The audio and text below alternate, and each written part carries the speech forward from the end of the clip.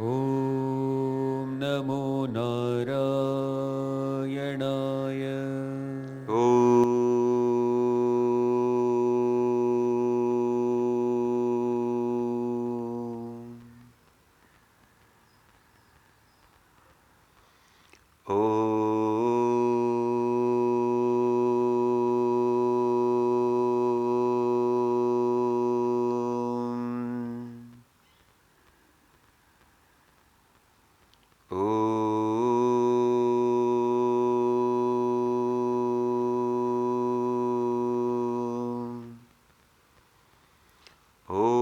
Sahana vavatu, Sahanau bhanaktu, Sahaviryam karvavahai, Tejasvinavaditamastu ma vidvishavahai.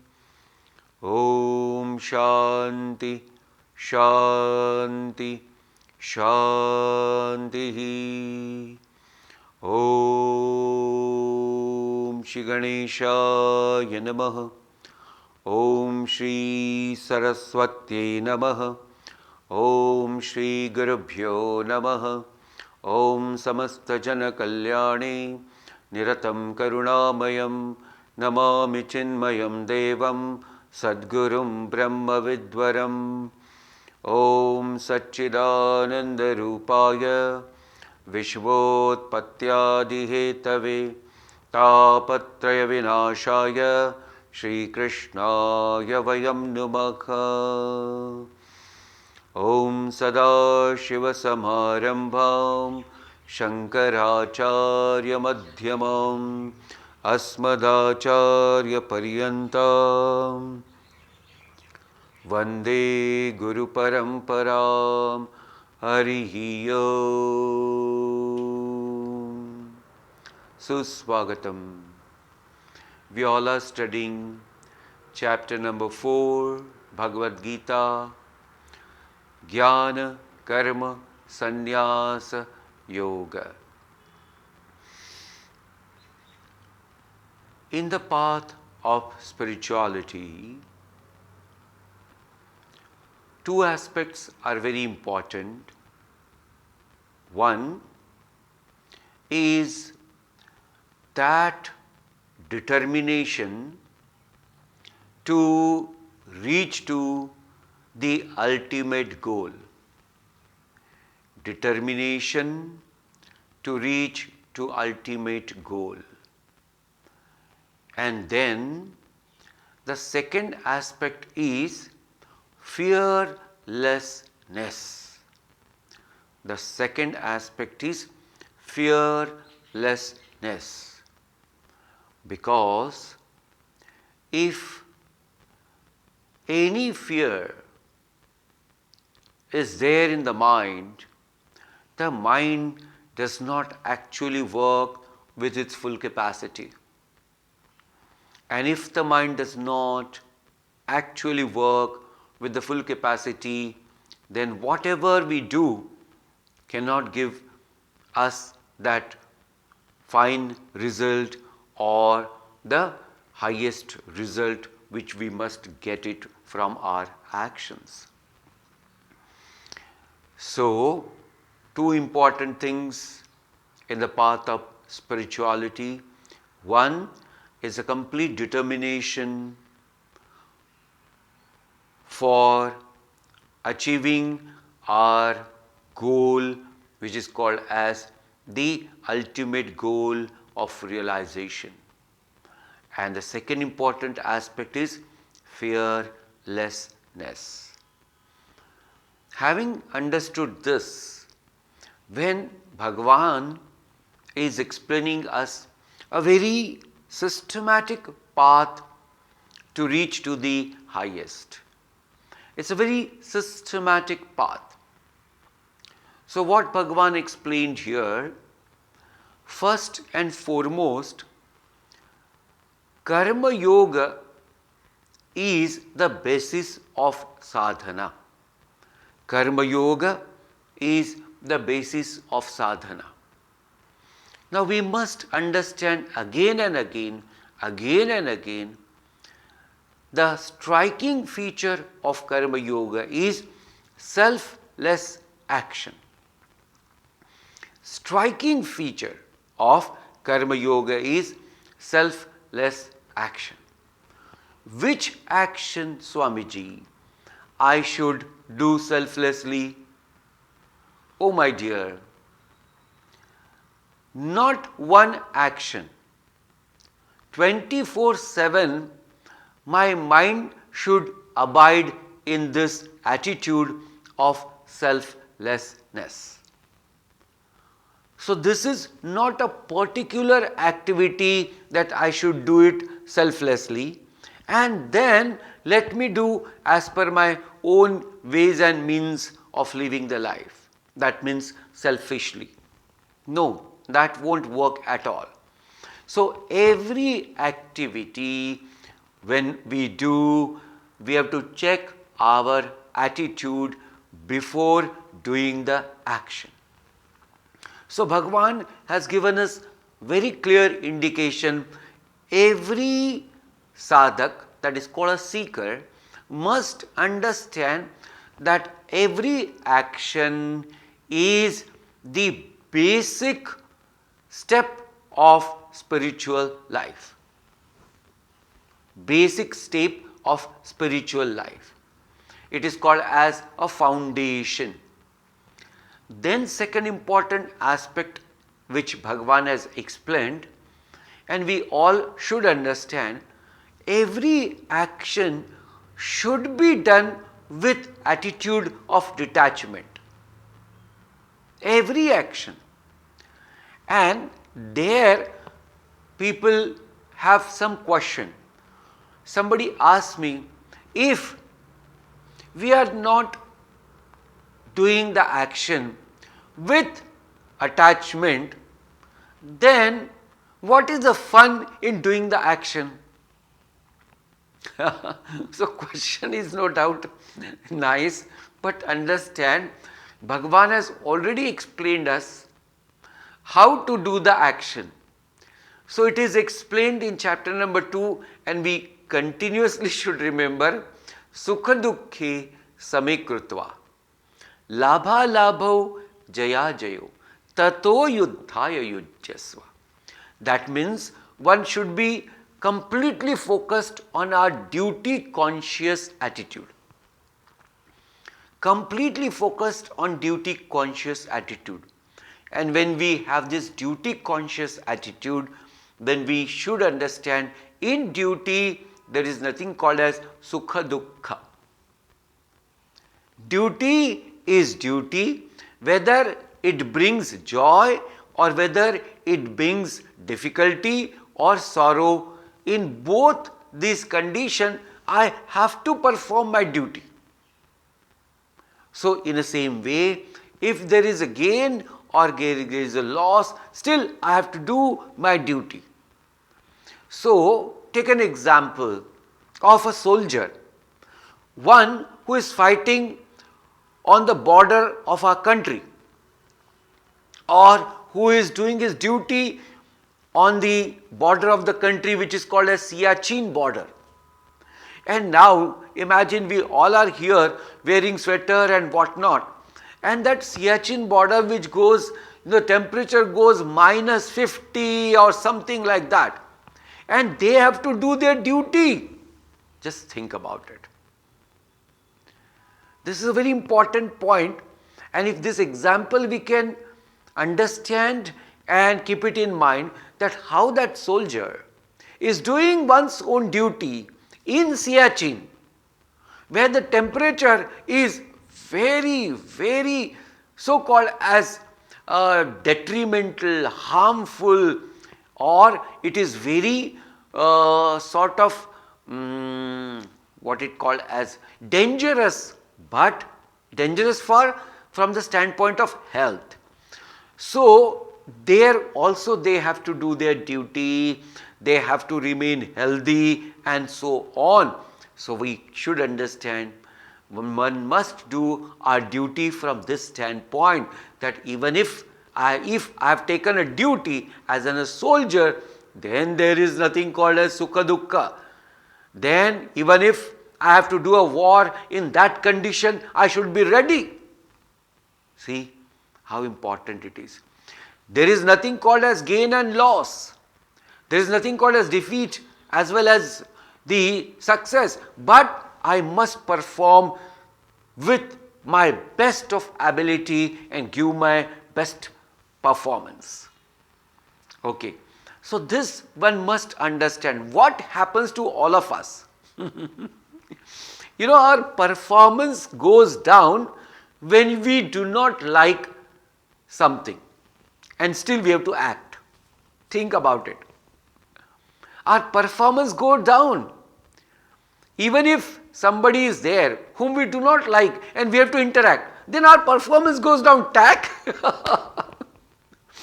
And when we like someone and then we have to act with that person, then we get gear up and this is wow. Just imagine. Our performance depends on our likes and dislike.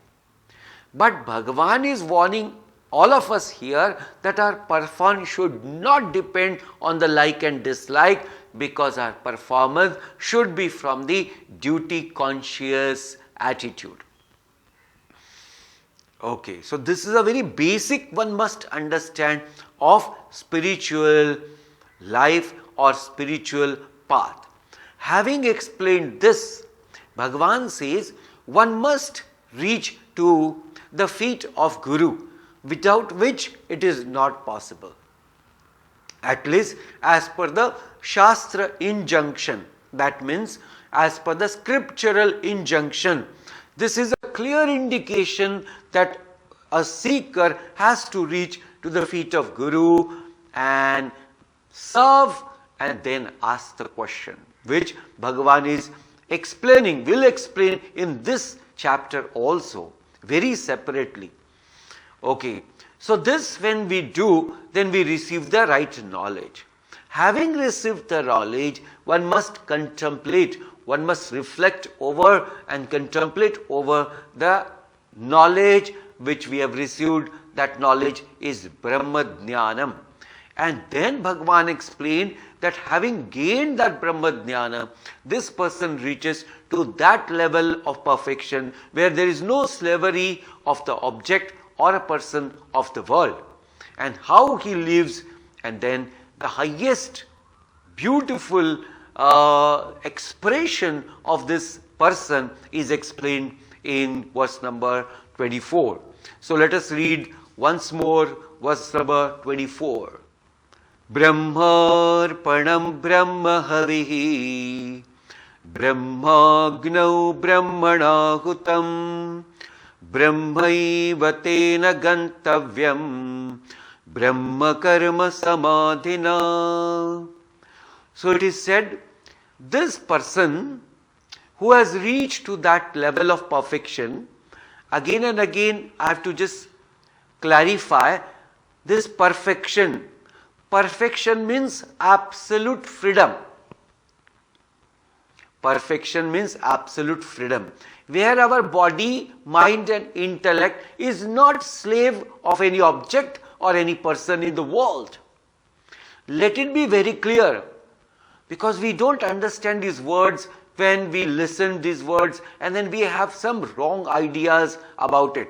So therefore we have to again and again explain it.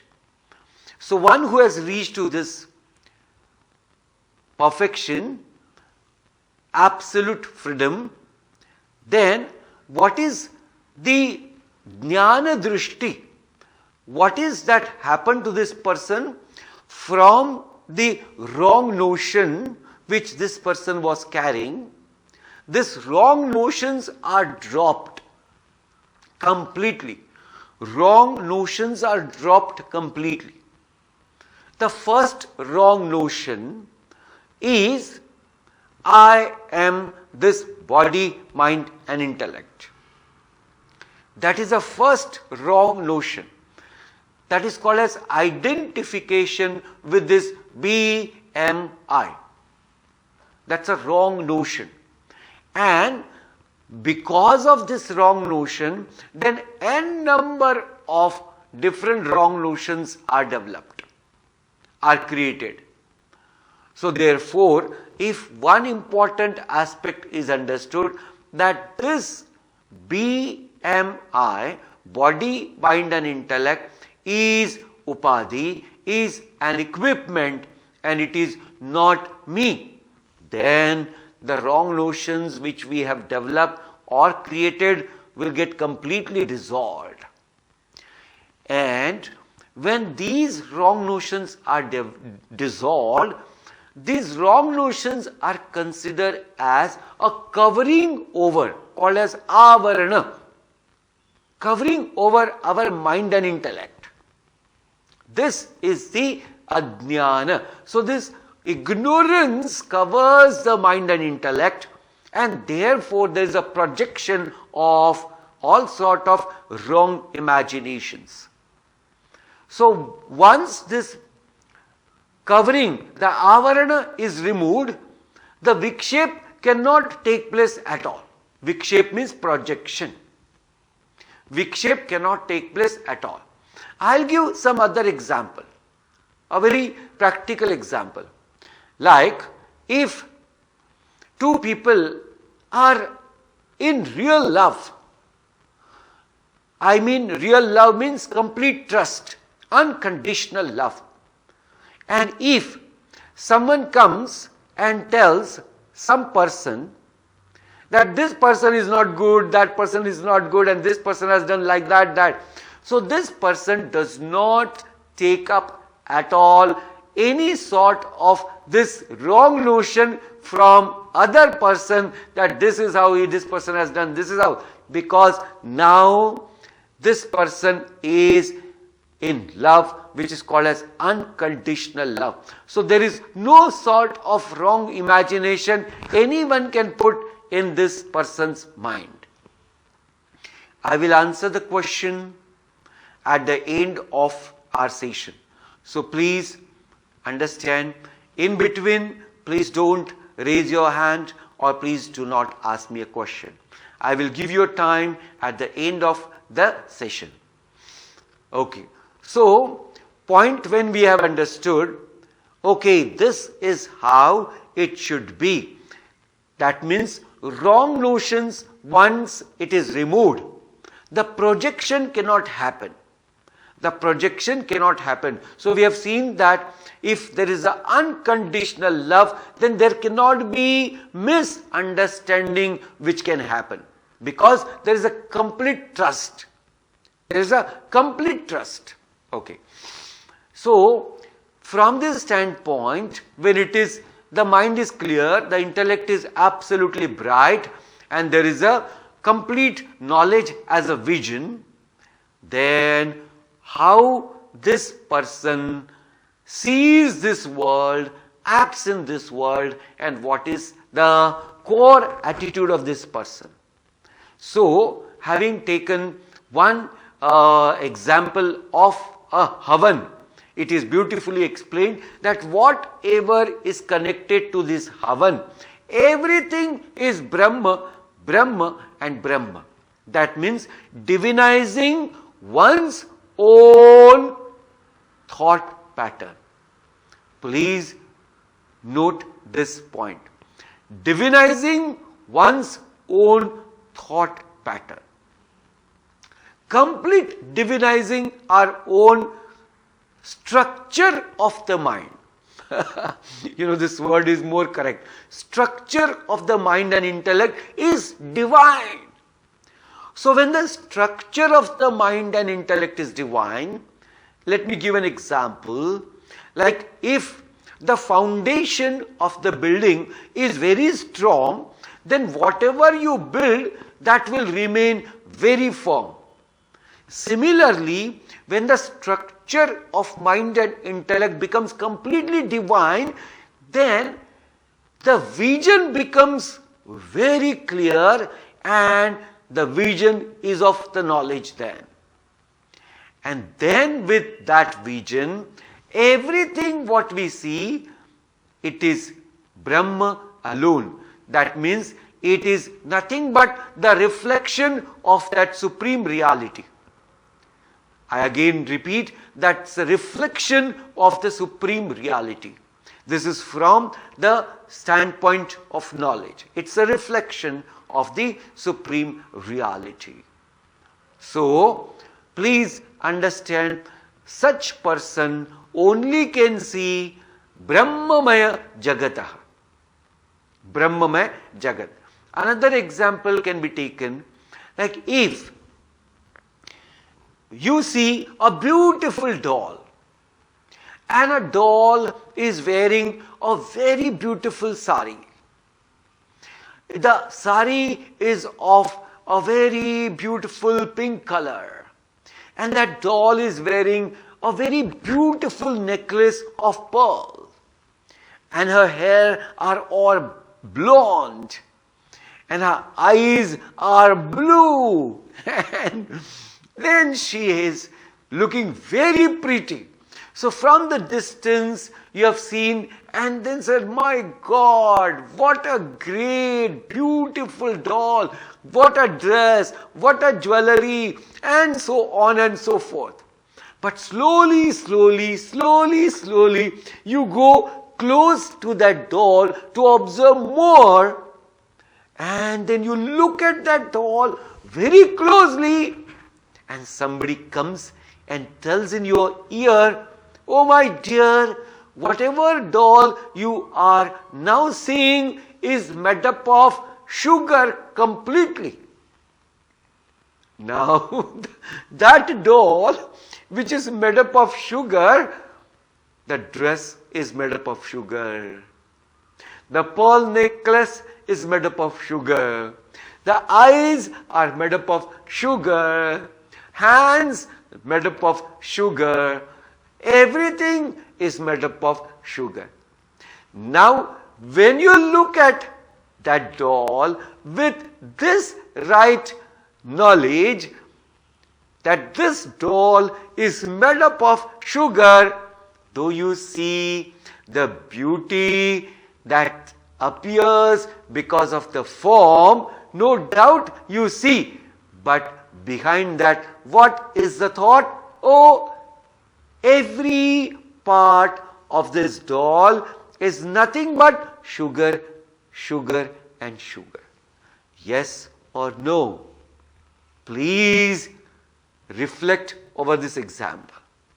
Similarly, please understand, similarly, when somebody gains this supreme knowledge and get established in that knowledge, then whatever he or she sees can only see that almighty supreme reality which is there in every particle of this whole universe. Hope this example is much clear and very so-called as indicative. So having understood this, Arjuna said, Bhagavan, now I have a question. Arjuna, last few days you haven't asked the question. So I am so happy that you have a question. Bhagavan, I can understand you have explained this beautifully, this man of perfection and the vision of knowledge. But what is a method? What are the spiritual practices one should practice to reach here? Now Bhagavan is answering this question, giving all different spiritual practices for the seekers like us. Whosoever understand whatever path they can select that activity as a spiritual practice. Verse number 25. Daivameva pare yajñam Daivameva pare yajñam Yogina pare upasate Yogina pare upasate Brahmagnava pare yajñam Brahmagnava pare yajñam Yajnenaivopajuhati. Yajnenaivopajuhati. Now, one point we will take it up. It is said, apare yoginaha. Apare yogina means some yogis, or you can take it as other yogis. Some yogis. What do they understand? Now here yogi means a spiritual seeker, a spiritual aspirant. So this is a yogi, one has to understand here as one who is striving to reach to the perfection. Yajne paryupasate. Yajne paryupasate. That means they take up something as a sadhana. Daiva yajna. What is that? That is called as worship to the gods. Worship to the gods. Now, which gods here are mentioned? Indra Adi. Indra Devata, Varuna Devata, Agni Devata, etc. So, those gods, if you worship, you can gain a good amount of strength to do your spiritual practice. So, that sort of worship these people do. It is called as a ritualistic yajna. But having a sort of complete understanding that I have to reach to the perfection, so I have to gain a strength to do my right spiritual practice. So therefore, these people take up different sort of worship. Now understand, our karmendriya as well as jnanendriya. What is called as karmendriya? Karmendriya means organ of action. Karmendriya means organ of action. Jnanendriya means organ of perception. So, organ of perception and organ of action. All of them, five, all of them have one deity, which is called as the principal faculty, So, it is called as give and take. Please understand, this is a very important concept, which is called as give and take. So, if we offer the right sort of offering to these devatas, then you receive a great blessings in the form of the strength of body, mind and intellect to do a right spiritual practice. And that itself is a great yajna. Example, that if somebody has to go to a spiritual retreat called as the spiritual yatra, pilgrimage, then the body has to be strong. Otherwise, how somebody can go to the Himalayas and then worship Kedarnath ji, Badrinath ji? So that also requires a strength. So if you require a body, mind strength, then you should have a blessings of these devata. So see how it is so that these requirements of strength, requirement of the strength is prerequisite for the spiritual practice. So they do a good amount of this worship to these devatas to receive their blessings. So this is one aspect of sadhana. Some people they do that, some yogis they do that.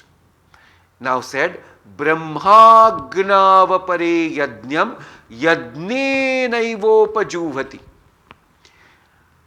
Other people, what do? Apare yoginaha. Now, some other yogis, what they do? Brahmagno upajuvati. They offer what? Yajna, that is called as the sacrifice in the fire of Brahman. In the fire of Brahman. Now here this is called as Jnana Yajna. So what is there? They offer the sacrifice in the fire of Brahma. Which sacrifice? Now please understand. Here there is only one sacrifice which is required. What is that? Wrong identification. Wrong identification. So when wrong identification is there, why this identification happened? Because of aham.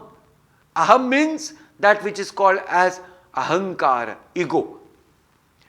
So that ego, when it is there, then it is called as jivatva. It is called as jivatva. Because of the ignorance, the same Brahma which is expressing through this limited body, mind and intellect as upadhi, then that is called as jiva atma.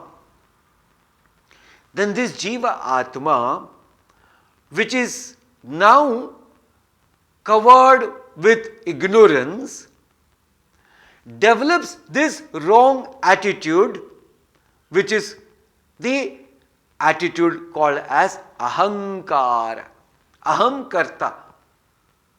So that attitude is surrendered, is given up in the fire of this knowledge, which is that fire of Brahman. So that is called as the fire of this Brahma Jnana. And this is how they give up their wrong identification with not self. And some people, it is said here, they do this sort of sadhana, spiritual practice. Then what do they actually meditate upon then?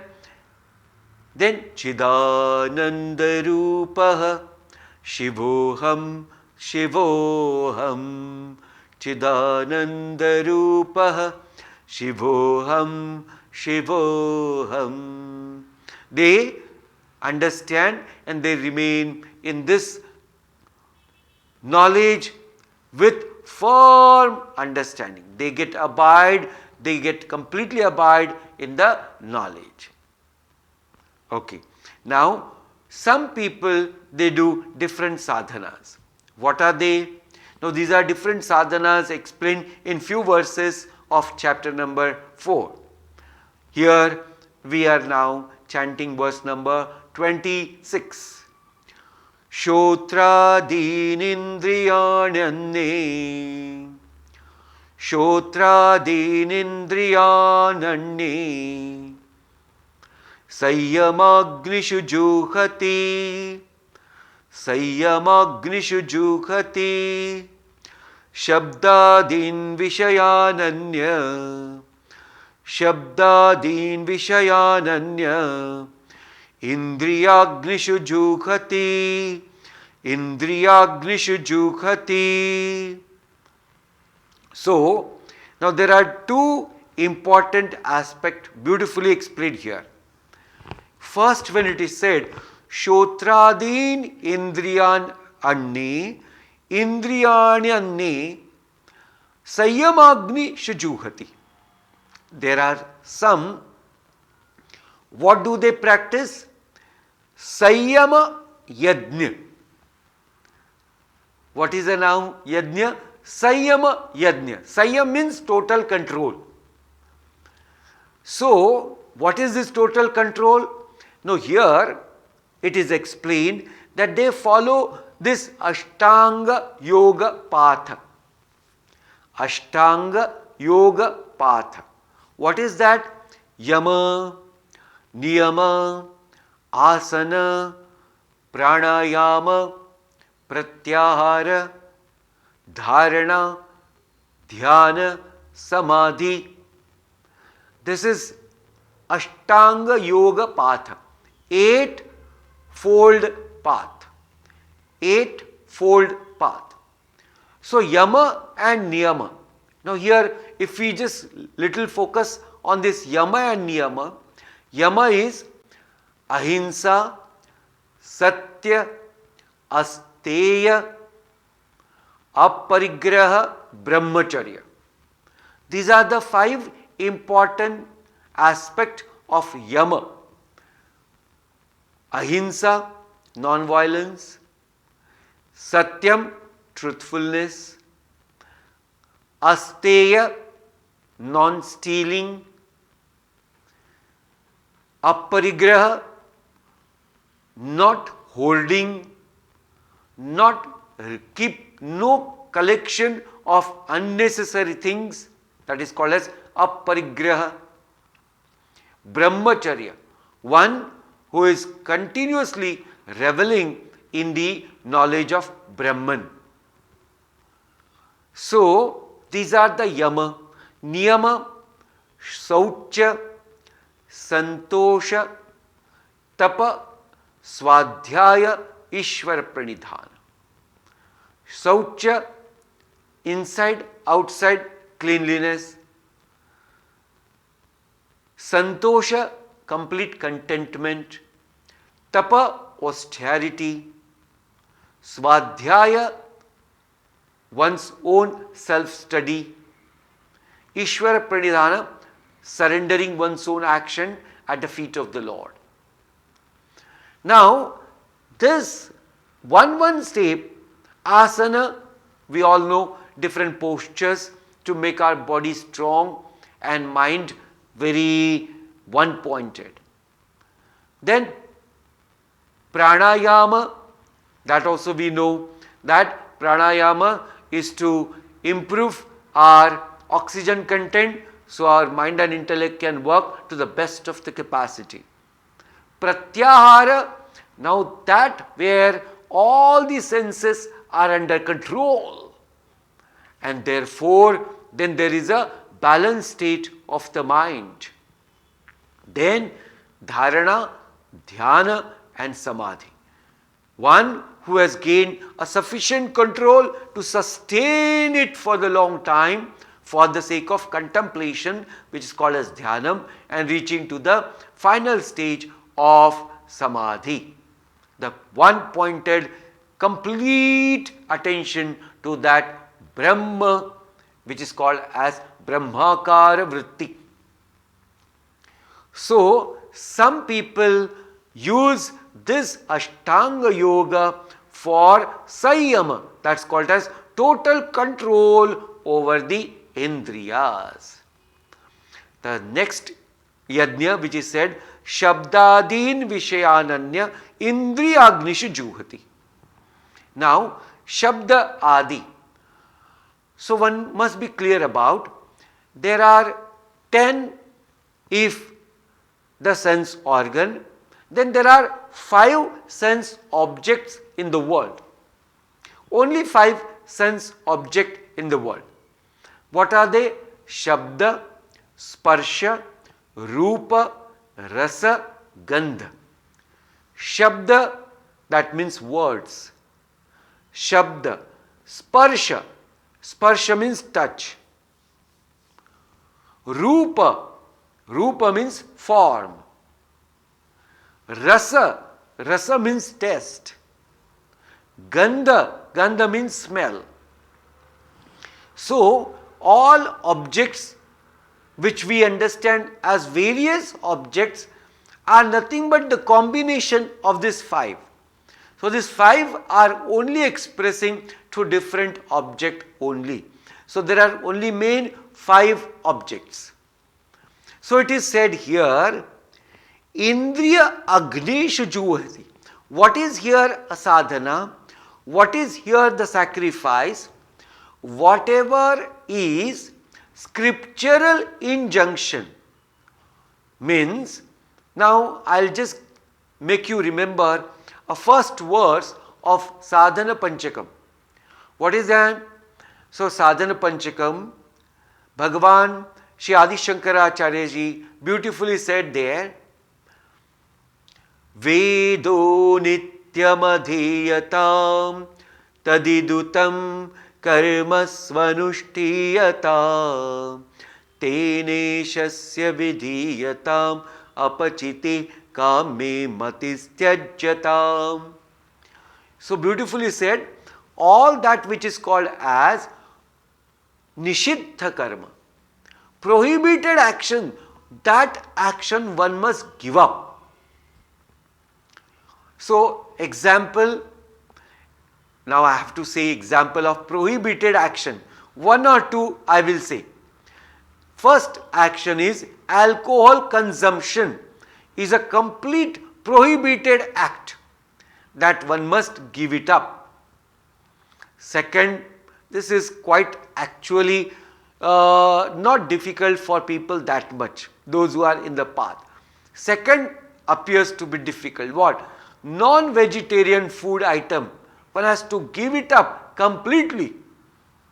Swamiji, give us some concession, no? No, this is what? Scriptural injunction. The person follows the scriptural injunction. So therefore, one must have to give up this so-called as non-veg food. And these are so-called as some of the prohibitory acts this person gives it up. Okay. Whatever is according to the scriptural injunction, that only he enjoys. What is that? Now, as per the scripture, which is called as pavitra, called as shuddha. Now, please understand, shuddha relation is called as mangala vivaha. So, that relation which you establish by the right sort of attitude, and that relation is called as the right relation. So, hope I am giving one example to make you clear. Which food to be eaten, that food you should eat, as I explained what is prohibitory. Now, what the food we have to eat? That which is called as veg, but that which is with your own self-effort you have earned. With your own self-effort you have earned. So that food is the shuddha, that is called as the a pure sort of food for our spiritual sadhana. So one example is enough. This is how one should be very clear about that I must be following scriptural injunction, and those who follow scriptural injunction, that itself becomes a great control. Great control.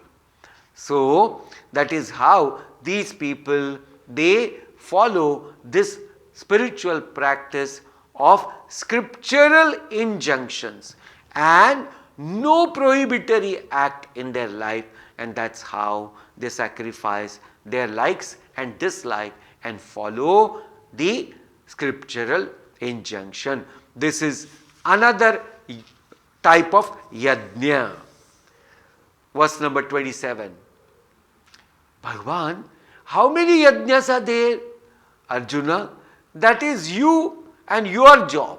You count. I will keep telling you that how many yajnas are there.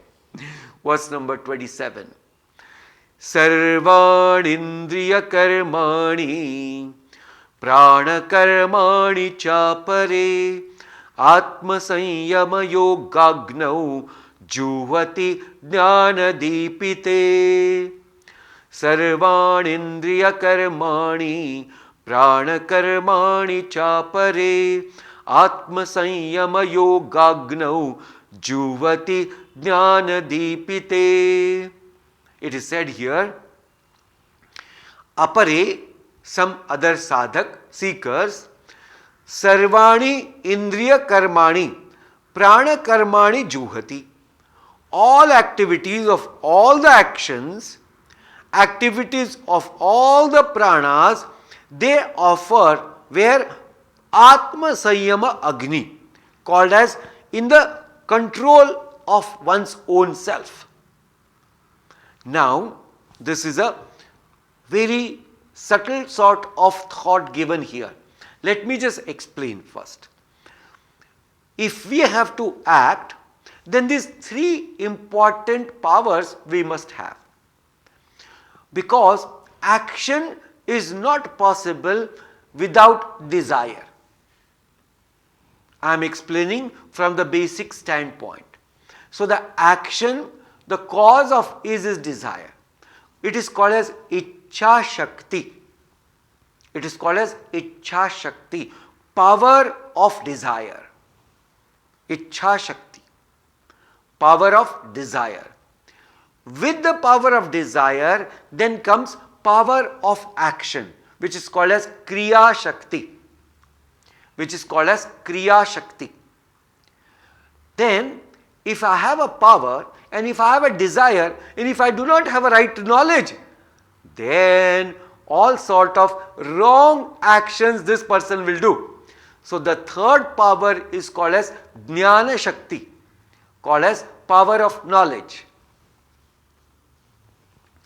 So, with the power of knowledge or in the light of knowledge, when a person understands that whether this desire which I am having is pure or impure, the first important point. So, what is called as pure desire and impure desire? So, it is said that desire which does not create any negativity to anyone, that desire which does not harm anyone for my selfish pleasurable, for my selfish joyful gain or pleasurable gain, that desire is considered as a pure desire. So what is impure desire? That which is hurting someone, that which is not as per the scriptural injunction, that which does not create any negativity in me as well as world around, that desire is pure desire. Okay. Now, having understood this, if the desires are pure and in the light of the knowledge I take up the action, then this action has a complete control. This action has a complete control. Why? Because Atma Sanyama Agni. Because it is with the right knowledge of the self, I am trying to control all my action as well as my desires for seeking the highest. Now this one has to be very clear.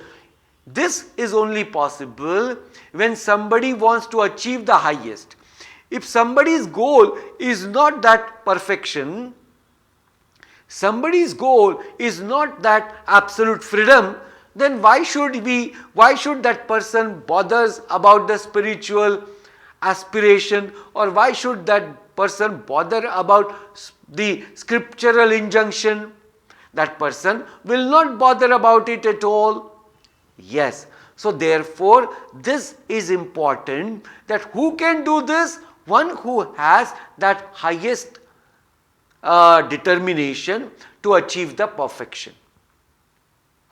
Yes. So people take up different sadhanas in their life to achieve the highest perfection.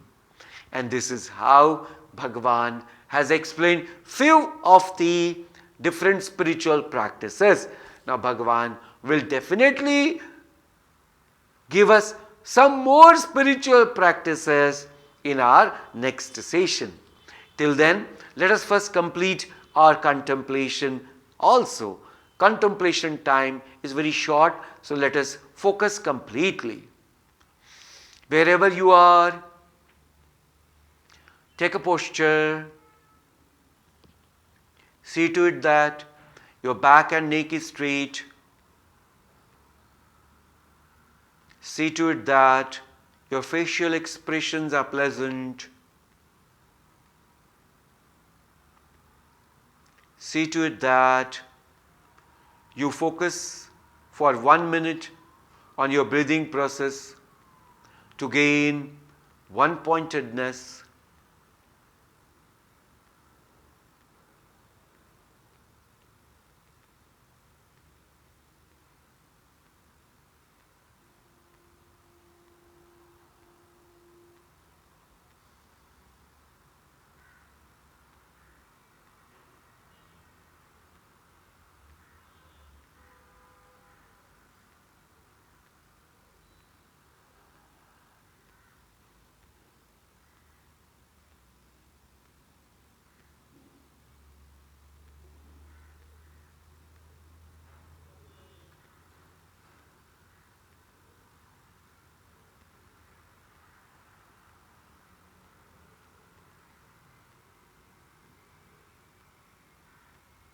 Let us reflect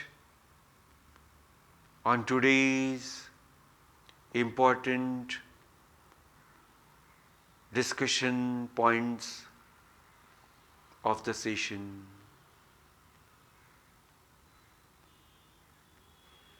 Today we have seen how Bhagavan is giving now different aspects of spiritual path by explaining different spiritual practices taken up by different seekers of this path.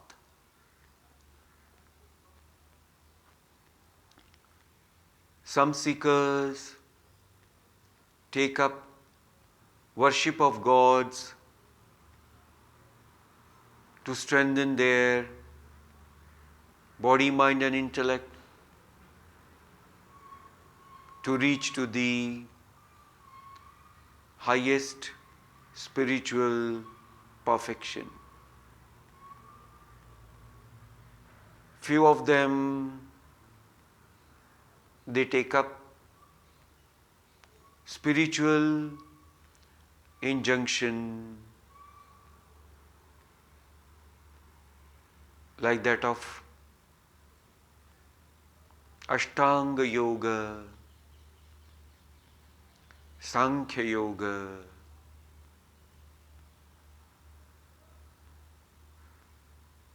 where different levels of spiritual practice is beautifully mentioned.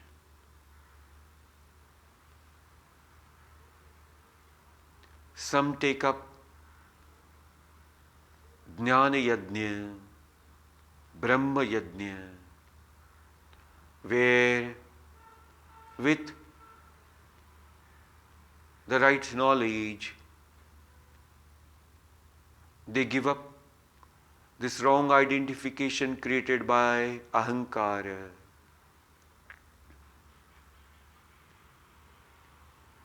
And get established in the knowledge of the self.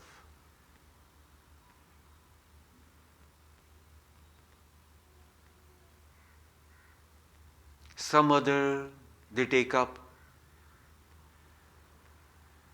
no doubt the action, but with right support. What is that? They understand that is called as power of desire, called as Ichha Shakti. This is called as power of action, called as Kriya Shakti. This is called as power of knowledge, which is called as Jnana Shakti. Power of desire is related to all mind and senses. Power of action is related to pranas, prana, apana, vyana, etc. That is called as Kriya Shakti, the vital force. Then there is called as Jnana Shakti, the power of knowledge, the power of intellect. With right understanding and the scriptural support, they take up all those desires which are according to the scriptural injunction are pure. Then in the light of the knowledge, with right action, they try to fulfill those desires, and ultimately, in the light of knowledge, they want to reach to the path of perfection.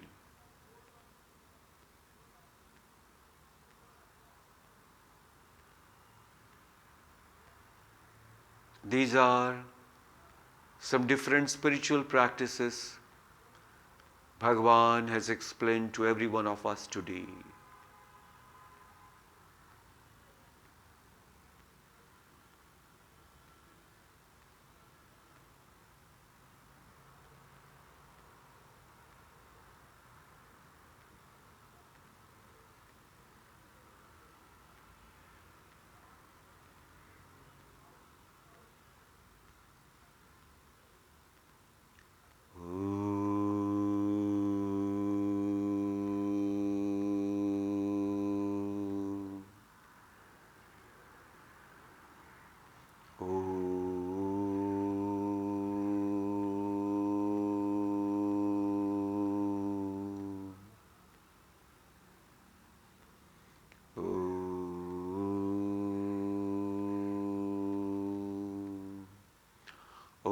Purnamada Purnamidam Purnat Purnamudachyate Purnasya Purnamadaya Purnamevavashishyate. Om Shanti Shanti Shanti. Harihi Om. Shri Gurubhyo Namah. Harihi Om. Om Namo Narayanaya.